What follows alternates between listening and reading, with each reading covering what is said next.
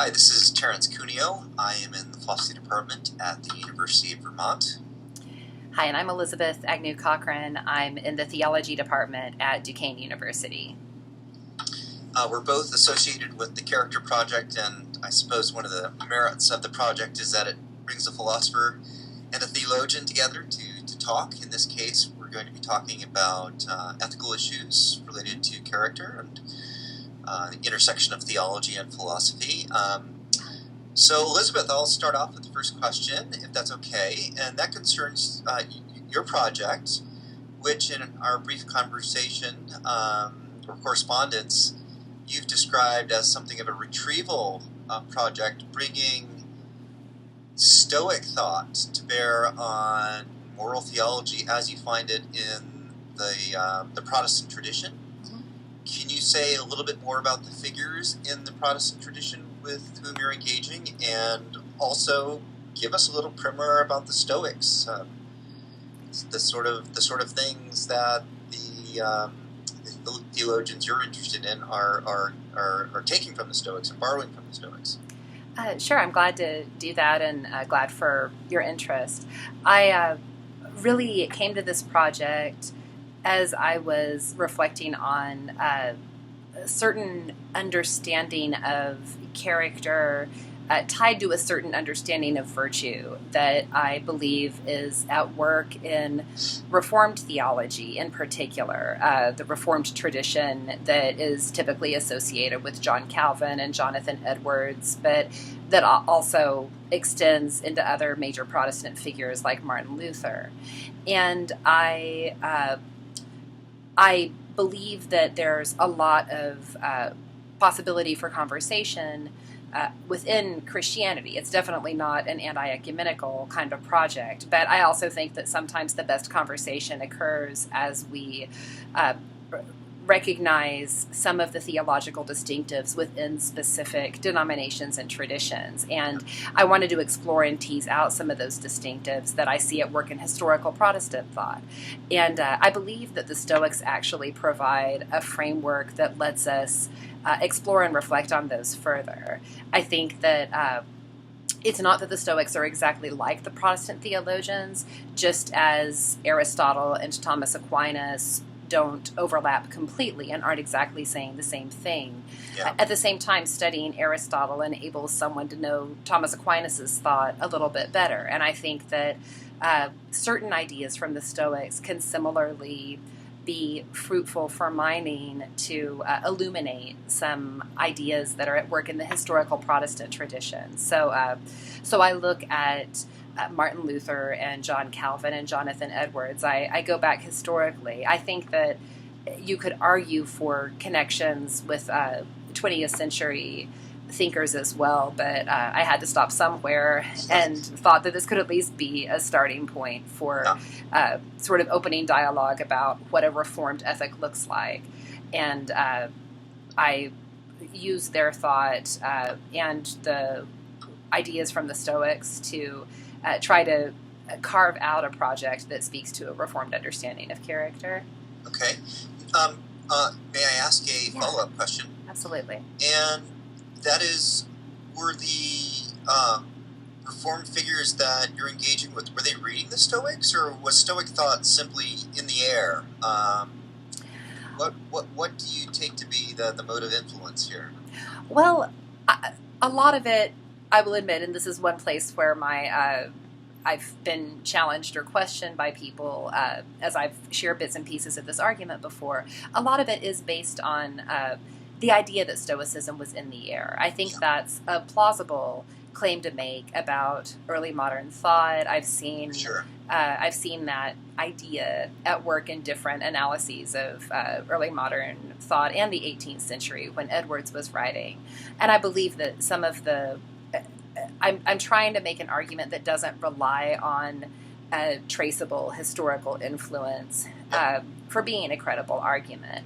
Yeah. I do know that there was some, Luther read Cicero, the Calvin read and was familiar with some of the work of certain Roman Stoics in particular, and Edwards didn't actually read the Stoics directly. He actually acknowledges that at one point, I think, in his treatise on free will. Yeah. But he was deeply aware of certain strands of 18th century Scottish Enlightenment thought that were considered to be themselves largely retrievals of the Stoics. So there was room for this influence, but I want to suggest more than that there's this influence that's present. I really want to suggest that the Stoics provide a framework for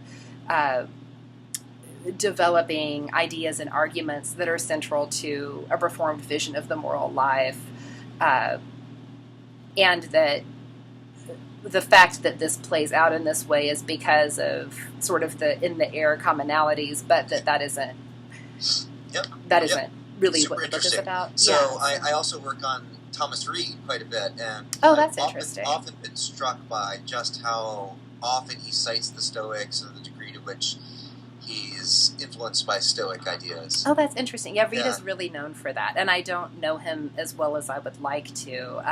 I seriously considered doing something with Francis Hutcheson, maybe trying to figure out a way to bring Reid into it, because that was a lot of what sort of motivated me initially to be interested. I was just looking at people like Hutcheson and Reid and people like Hugh Blair and saying, it's interesting. There are all these Presbyterians who are attracted to Stoic thought.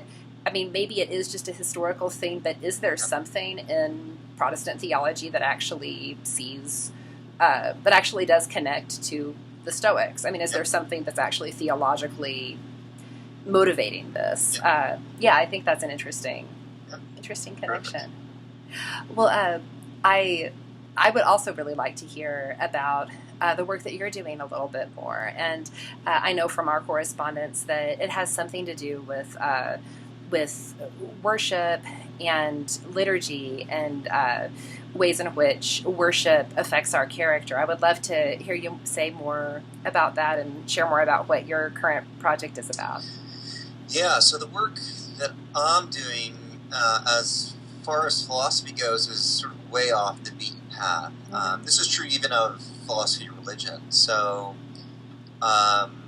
if you look at contemporary philosophy of religion, most of it's dedicated to either discussions in the epistemology of the religious attitudes, the rationality of religious belief, or broadly philosophical theology, which should probably include arguments for the existence of God. And then finally, discussion of the problem of evil. And that's kind of where the discussion tends to stay. It's at a fairly abstract level. It doesn't make too much, doesn't connect a whole lot with religion on the ground, so to speak. And I started getting quite interested in religion on the ground, and in particular, liturgy. My own tradition is the Eastern Orthodox tradition, so liturgy looms large in this tradition. Oh, very it's an nice. incredibly liturgically rich tradition. So, on the one hand, I was reading this philosophy of religion, which, for me, has been really helpful and influential in many ways, and yet at the same time, seeing that it makes almost no connection with what my ordinary religious commitments look like on a day-to-day basis. And so I thought, gosh, I need to start thinking about what's going on in worship and what's going on in liturgical activity. And it turns up a whole bunch of fascinating issues, complex issues, and sometimes baffling. One of the projects that I worked on was a paper on the Orthodox baptismal rite, and what I found is that virtually no philosophers have written, I couldn't find any papers by philosophers on the baptismal rite. Philosophers have written on the Eucharistic rite, usually the metaphysics of the Eucharist, but even theologians writing on the baptismal rite, at least within the Eastern tradition, were few and far between. So I found myself baffled by some of the things that you find in the text or the script of the baptismal liturgy, and trying to figure out what's going on there. So it was a combination of sort of being dissatisfied with what's going on in contemporary philosophy of religion, but also dissatisfied with my own understanding of what was going on in liturgical life, and trying to figure out how these issues that crop up when one thinks about liturgy intersect with questions about character. One of the more interesting aspects about liturgy, it's repeated day in, day out, and it's exactly the sort of thing that you might expect would be important for the formation of certain kinds of character traits, certain kinds of sensibilities, ways of viewing the world, even moving your body in certain, being comfortable moving your body in certain kinds of ways. So in a lot of ways, it felt like fertile ground to think about those issues. Yeah, I can definitely see that. I think of virtue as an embodied kind of thing, and it seems as if liturgy could be viewed as sort of a practice through which you're being formed in a certain kind of way. Right, and I don't know if you yourself have attended any Eastern Orthodox liturgies, but they're very, very, how shall we say, they involve the body a lot. You're not a passive spectator for the most part in the liturgy.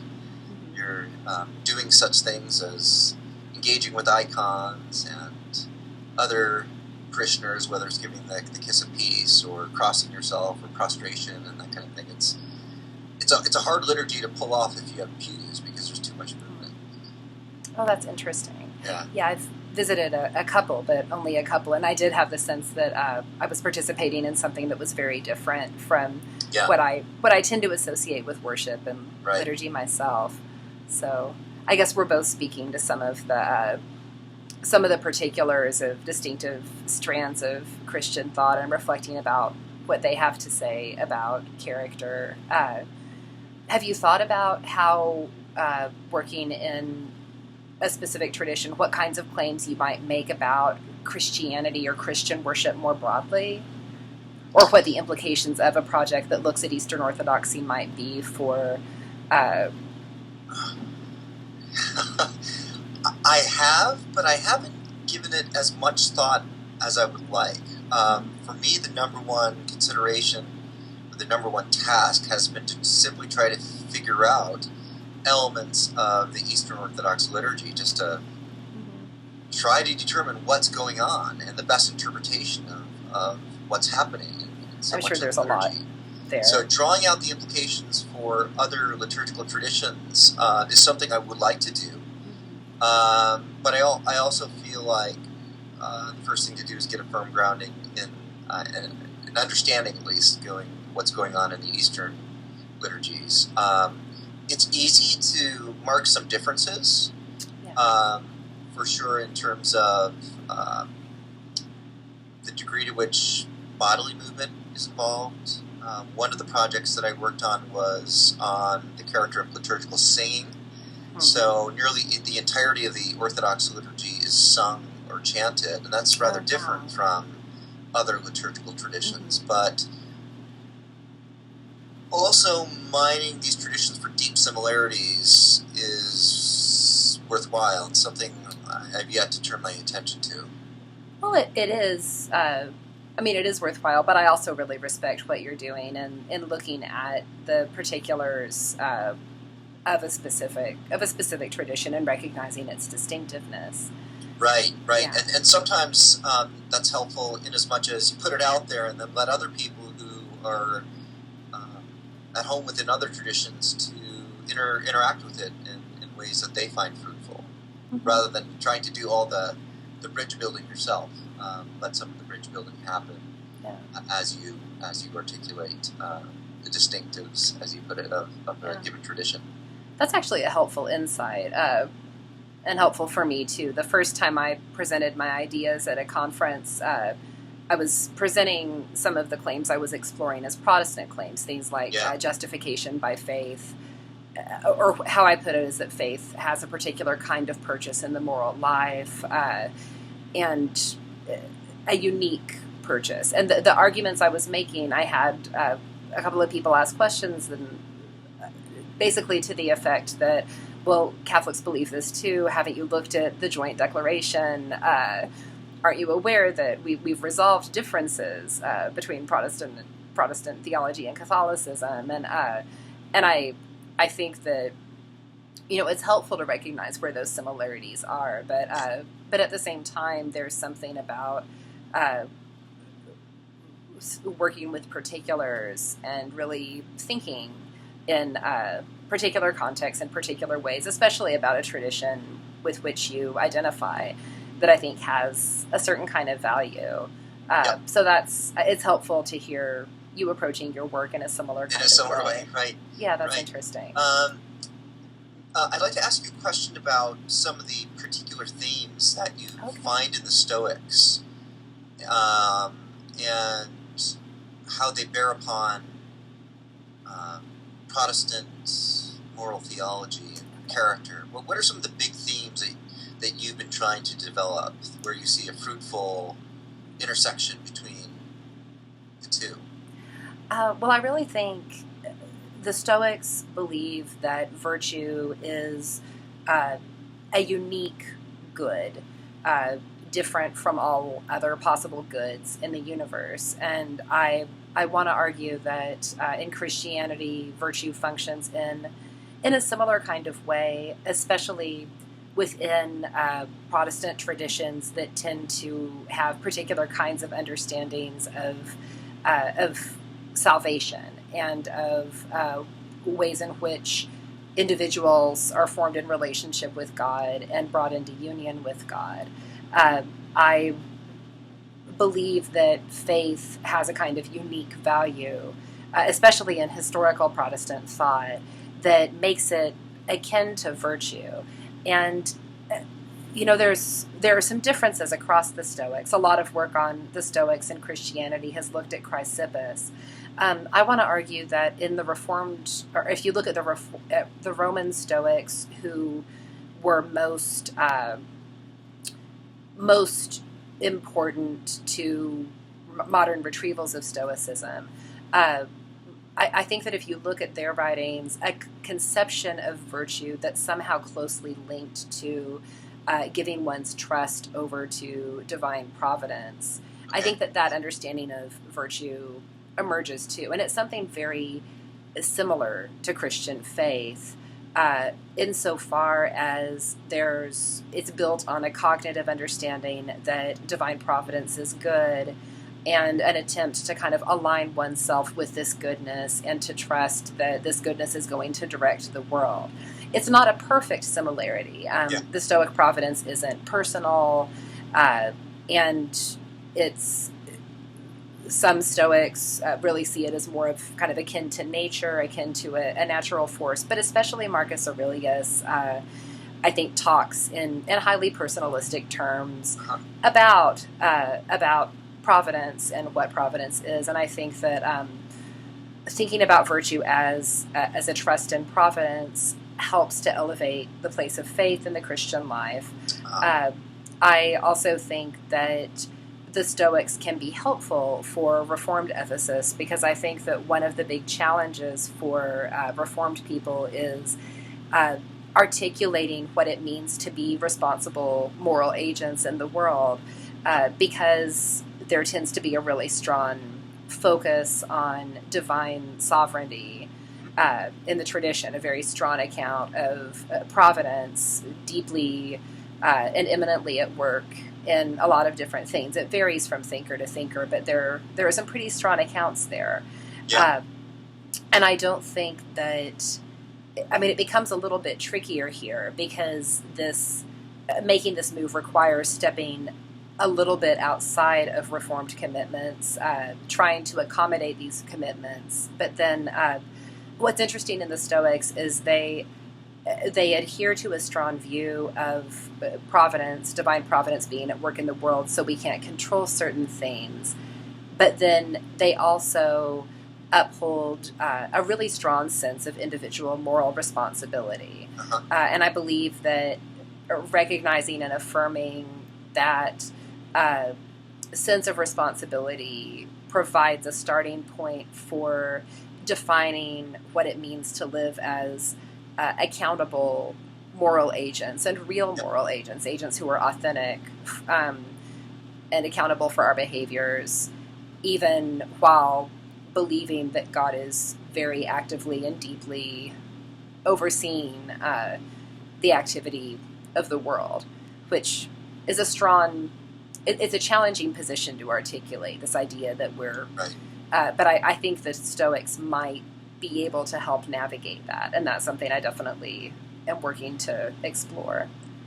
So when you say the Stoics are helpful in navigating this, do you primarily have in mind the idea that they offer practical advice or ways of conducting oneself that hold these two poles of the tradition in some sort of healthy tension, or do you think they actually have theoretical insights of certain kinds that once you appreciate them, the tension doesn't feel so acute? I would say it's really more of the second thing. I'm Okay. looking at the theoretical insights, making Okay. the case that that their way of drawing together personal responsibility with a sense of divine providence provides a framework in which we can articulate how these things can be held together.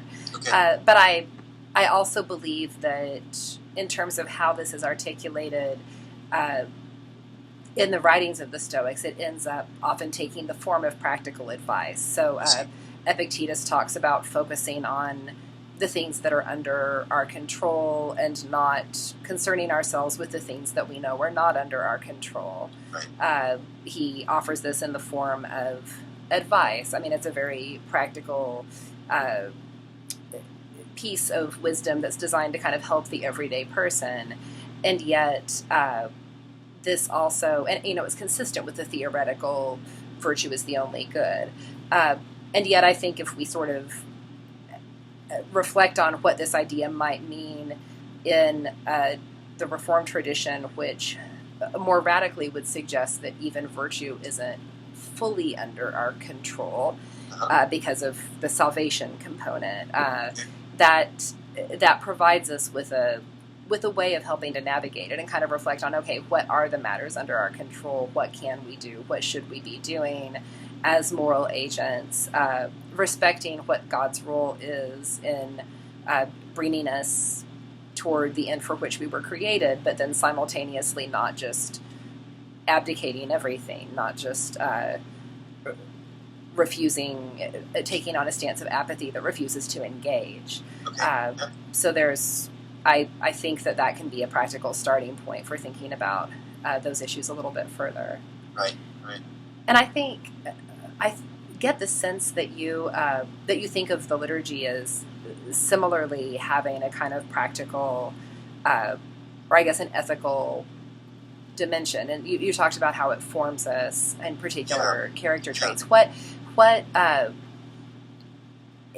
in what ways do you see the liturgy? I guess in what kind of character do you think that someone who takes part in the liturgy is formed? What ideas or themes have emerged as important? Yeah. So one of the ideas I got particularly interested in is the extent to which the liturgy expresses core commitments of the Christian ethical vision, and perhaps more than it simply expresses it, but actually enacts. The performance of the liturgy actually enacts. Is an enactment, perhaps, of these core commitments. So what I'm thinking of in particular is the second love commandment and the way that's understood in the context of the Christian tradition. I think Nick Wolterstorff's book Love and Justice that came out a few years ago is really nice on this topic. One of the things that he points out is that as Jesus interprets the second love commandment, it's plausible to think that there are two enrichments that Jesus is offering to the traditional Mosaic understanding of it. One is that the obligation to attend to the needs and obligations of the distressed, even when the distressed belong to outgroups of various sorts, whether it's the ritually unclean or ethnic outgroups or whatever it might be. I think the parable of the Good Samaritan is supposed to be an expression of this idea.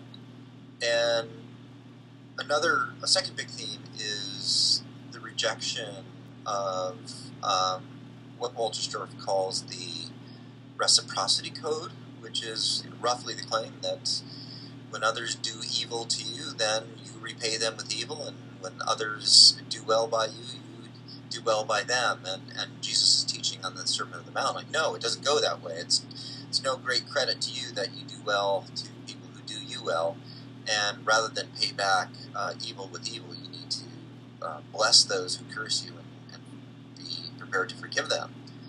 So it's a pretty radical teaching in that regard. And so I got very interested in the extent to which the liturgy embodies this vision. And then when I actually went and took a closer look at it, it sort of leapt out at me in particular as I explored the liturgical script when it those portions of the liturgical script that are filled with petitions, in which the deacon on the one hand and the assembly on the other hand are going back and forth, where the deacon is voicing various sorts of petitions and the assembly is responding with Kyrie eleison, Lord have mercy.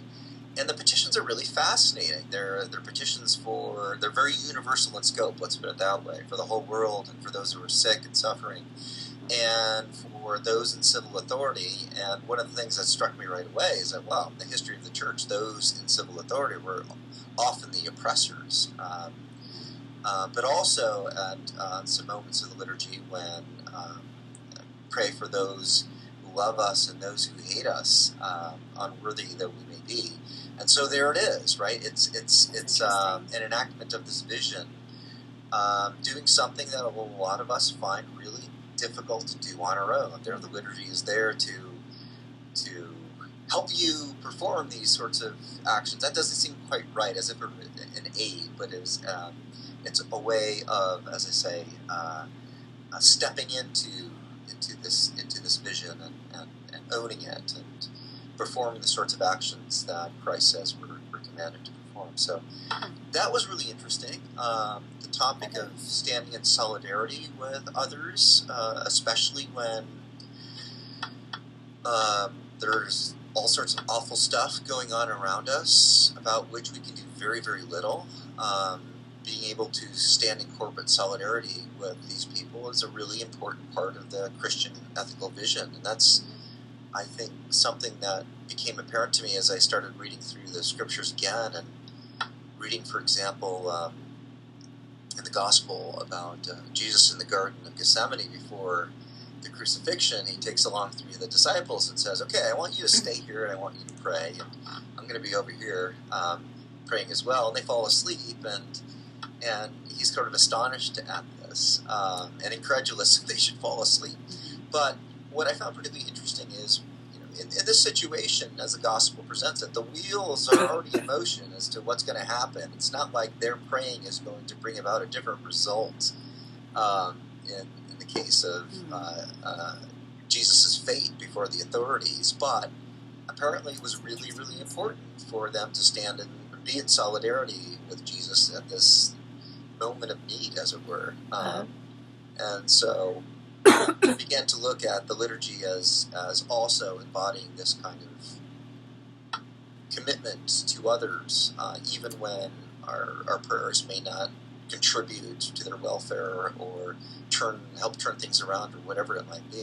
It's simply standing in solidarity with people. It's often very, very important from the ethical point of view. That's very interesting. Yeah, this is one of the reasons. Another reason that I think the Stoics are interesting for conversation with Christian ethics is that there's a shared commitment to a universal kind of love. The idea that you're supposed to love, and that, I mean, the way Martha Nussbaum speaks of it in the Stoics is that the cosmos as a whole is our primary moral attachment, and then we actually have this kind of sense of community with the world as a whole, and that really literally does include all people within the world. We're all connected to each other in a certain way. Right. And I believe, as you said, that that's important to Christianity too. There is a sense that loving our enemies is incredibly idealistic kind of claim, the idea that, or an idealistic kind of calling. I mean, it doesn't sound like something people can actually do, and yet it seems to be at the heart of the Christian faith in some ways. Certainly it's elevated by Jesus in his ethic. And I've found that an interesting point of common ground. But in terms of actually thinking about what that looks like in a lived out way, it becomes very difficult to to speak of what it would look like to love universally. And I hadn't thought about liturgy or worship as a vehicle through which that actually allows us to do something in that sense, to embody this sense of love that I do think is important. Yeah, as so part of the Christian calling. When I looked for it, really leapt out at me. One of the things that interested me was that I think it's easy to think about the ethical vision at the heart of Christianity as one according to which, well, we're to be sort of on the lookout for those in distress, and when they come our way, we're to attend to their obligations and so forth, right? Mm-hmm. So we're to be open to what comes our way. I think one of the interesting aspects of the liturgy, and I think this also captures the spirit of what Jesus is up to, it's not so much simply being open to what comes our way, but also opening ourselves up to the needs of others. And so we find ourselves praying for people that we probably wouldn't otherwise be praying for, and doing so on a regular and corporate basis, which I think has the effect of forming one's sensibilities, if all goes well, at least in certain kinds of ways, in which it's not a as you might put it, an ethic of proximity to the near and dear, but it's not merely that, I should say. It's an ethic of outwardness, opening yourself up to others that you might not otherwise open yourself up to, their needs and obligations attend to. It's interesting. Well, I've heard you use the word. I've heard you use the word corporate a few times. When you think about this in relation to character, where is the balance of the character of an individual who takes part in the liturgy and the character of the corporate community? I mean, it's very much a formation that takes place in community if you think about worship. And there's, in what way is the corporate dimension important to the claims that you would make about character? Well, I think it's important in at least a couple of ways. I've been thinking about this recently, and I need to think about it more, but I think it's plausible to say that in many cases what's going on here in the liturgy is that it's the assembly that's acting in many cases, right? It's not just individuals that are part of the assembly, but the assembly actually acting. And in some cases, that's really important. They're doing so on behalf of individuals in many cases, too. So we could probably make a distinction between the assembly acting and the assembly acting on behalf of certain individuals. But, I mean, what struck me is this, and this is the first point, that often doing what we're called to do is just super, super difficult, right? Blessing those who curse us, blessing the natural world when it seems to bring so much evil.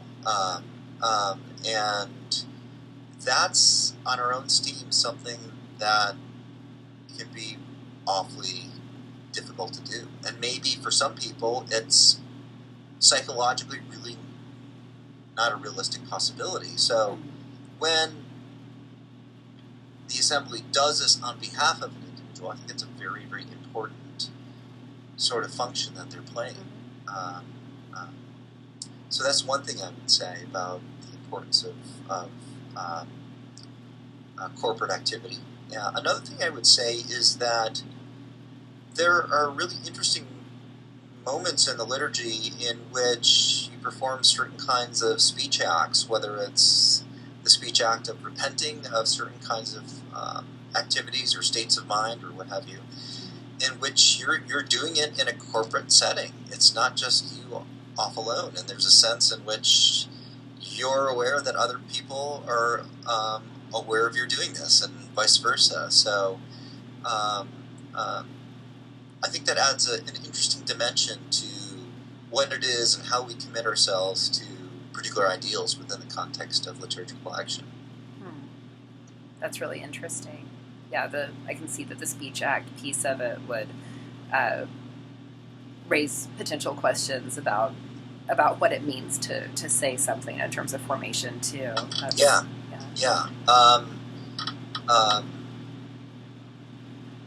So there's a whole, I think, array of topics here that are certainly fascinating and try to puzzle through in the context of liturgical action.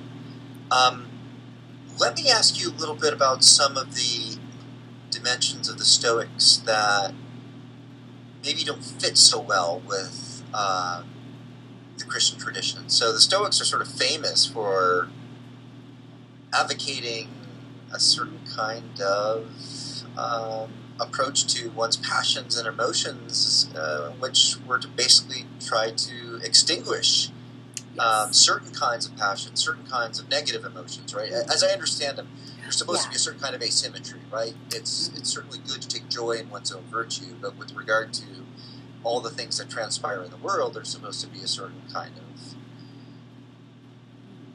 indifference to it.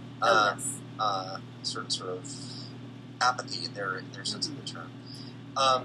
Do you think there's something there for the Christian tradition, or do you approach this in such a way that, well, this is an aspect of Stoic thought that doesn't particularly mesh well with the way the Christian tradition is thinking of how we relate to the emotions and how we relate to evil? That's actually an interesting question because it fits with something that I'm currently working on, which means that my ideas aren't. I'm not fully committed yet, but I think in general, I'm sympathetic to the critiques that are out there of Stoic apatheia, the idea that we should try to reject passions, reject emotions, and you're right. That's one of the more well-known features of their thought, and one of the clear moments in the institutes in which it's clear, for example, that John Calvin read and knows the Stoics is when he is deeply critical of the notion of apatheia. In general, Christian understandings of the emotions are going to want to point to the idea that Jesus Christ showed sorrow at the death of his friend Lazarus, showed emotion at other key moments, and kind of reflect on, the nature of Christian experience and make the case that emotions are not always a bad thing. One thing that I think I haven't thought through as fully, but I find intriguing is that I'm sort of currently working with the idea that maybe there is room for embracing a certain kind of version of the apatheia with regard to certain emotions. This requires looking at a fairly extensive body of literature out there. But for example, in Calvin's writing, he is very determined that it's appropriate in the Christian life to experience sorrow, to experience, to feel patience, which he argues patience can be kind of an emotion too. All of these things can be accepted as compatible with a broader sense of hope in the resurrection and a reordering of one's desires and priorities in connection to thinking about this and expecting all of this. And yet at the same time, he's more critical of anger, at least in certain contexts. And this gets tricky because there's also this kind of stereotypical image of Reformed theologians thinking of God being angry. But there are moments when he seems to say you shouldn't be angry period. Some other people will distinguish anger against sin from anger against persons.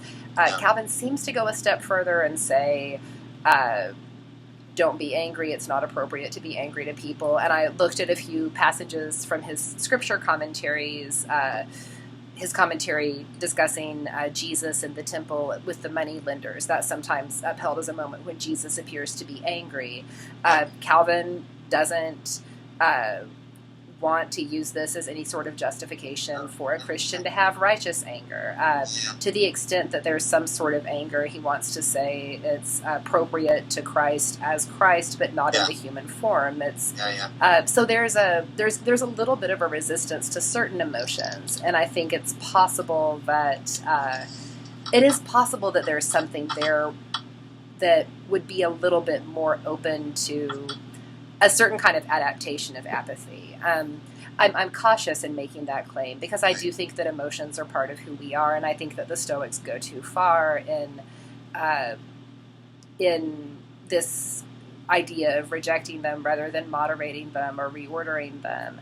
I appreciate the adaptations that Christians historically have made to these kinds of ideas, and I don't want to get so caught up in looking at the Stoics' potential merit that I insist on trying to recast the Stoics to be saying something that they didn't say. They're going to make claims that are not that don't coincide with Christian ideas, but at the same time, I do think that might be one possible avenue for seeing more of a connection there than we might suppose. And I think it at least raises an interesting question of whether there are certain emotions that Christians should seek to avoid as part of a Christian ethic, whether there are certain kinds of emotions that are actually inimical to Christian faith, as opposed to simply being something that we should moderate.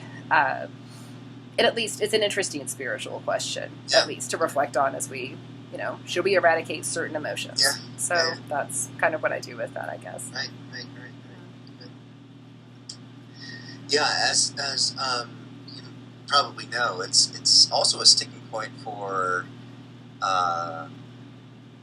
understanding what the Desert Fathers and Mothers and so forth are up to, right? They can sound very stoical and advocating something close to stoic apatheia, and it can be pretty puzzling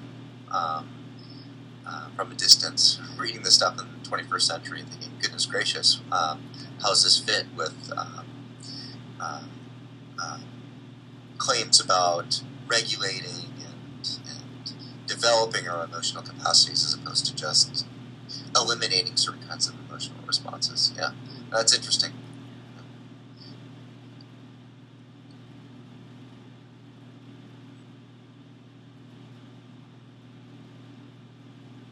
Well, are there any other themes or ideas from that you're currently working with regard to worship that you don't think we've touched on yet?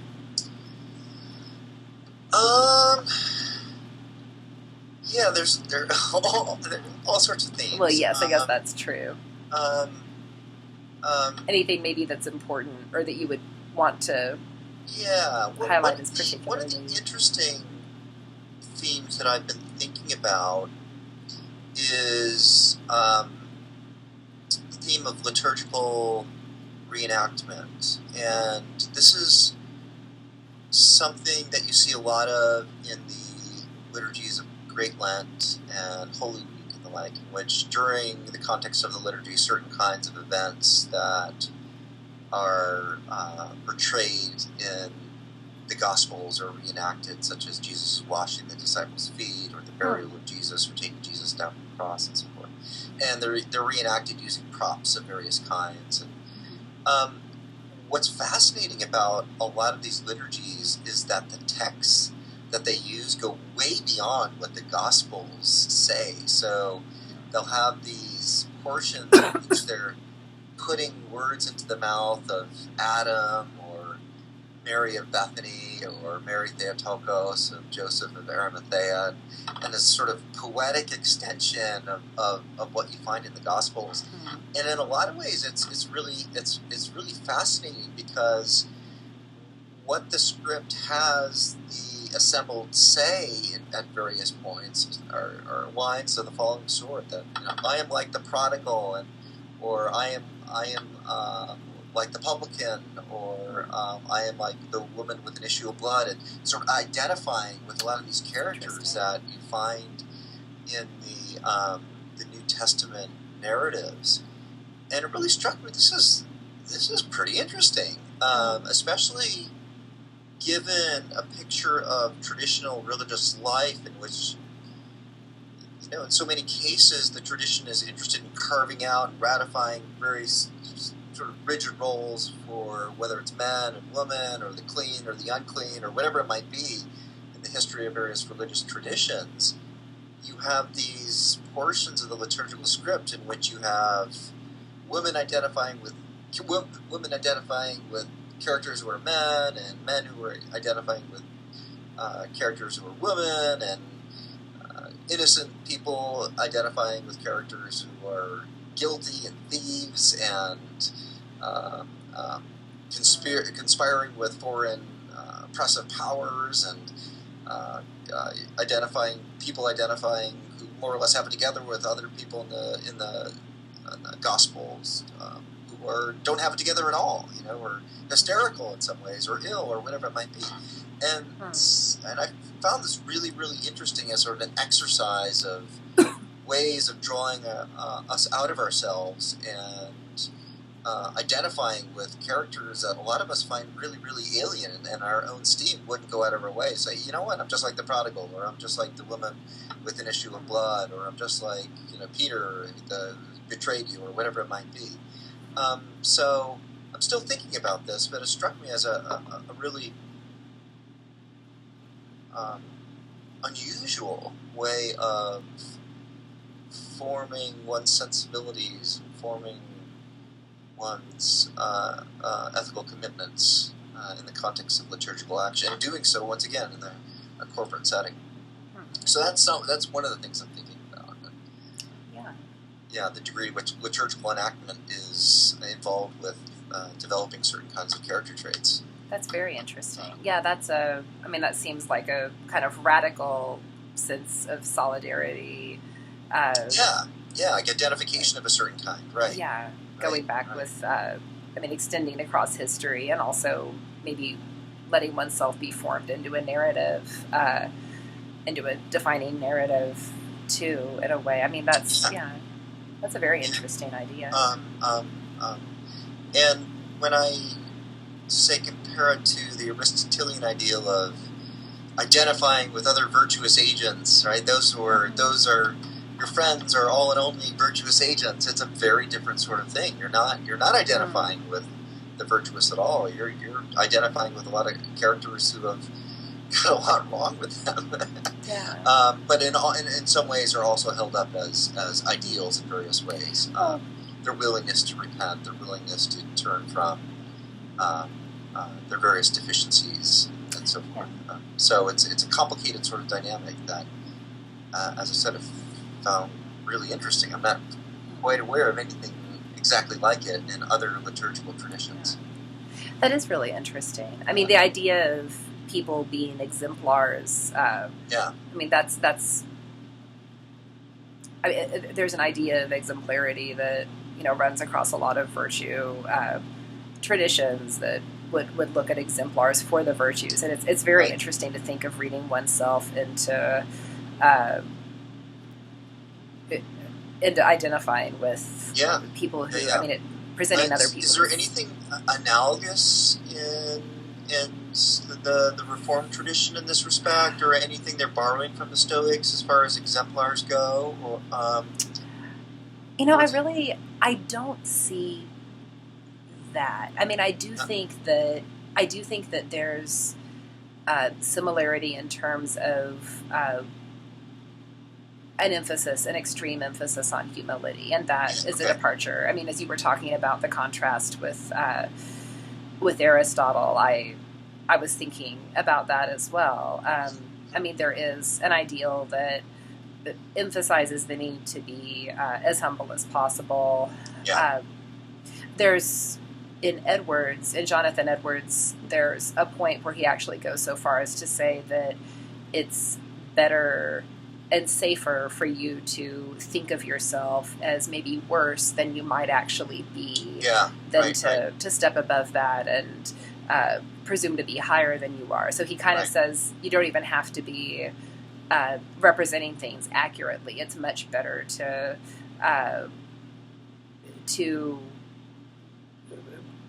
assume the worst about yourself. Yeah. So in a sense, I mean, that kind of does. I think it's very much part of the Eastern tradition too.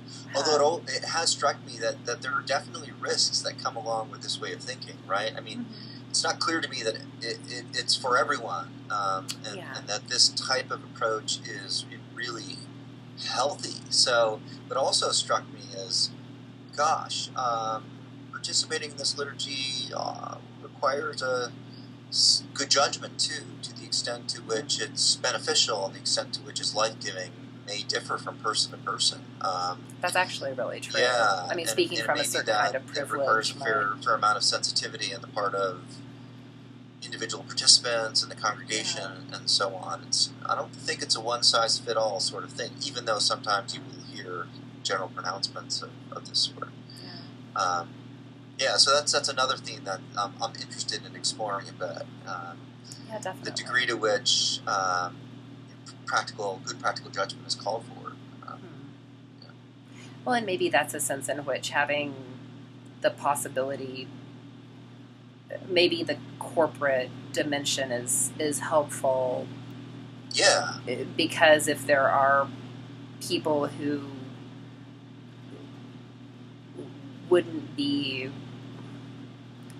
for whom it wouldn't be appropriate to uphold a certain kind of understanding of humility as it might be in the way for other people. I mean, there might be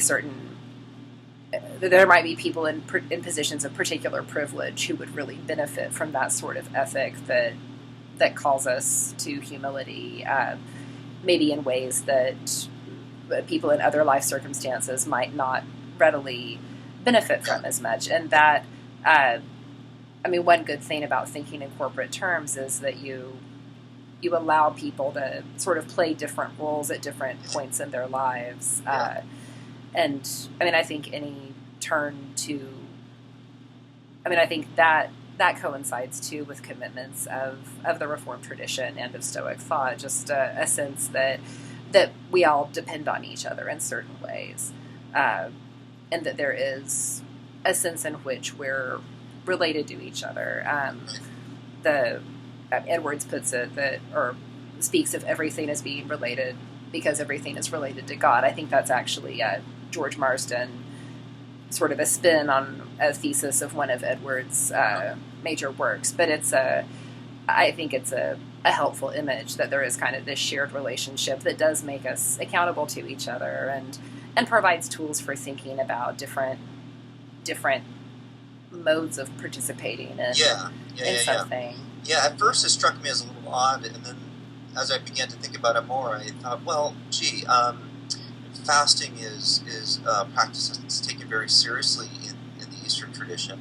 It's done corporately, but also it's something that you have to sort of tailor to your own particular situation. So it struck me at a certain point that, well, look, if that's the way it goes with fasting, and which is both corporate and individual, might be that even liturgical participation admits of these sorts of distinctions and finer-grained judgments about how one participates in liturgy.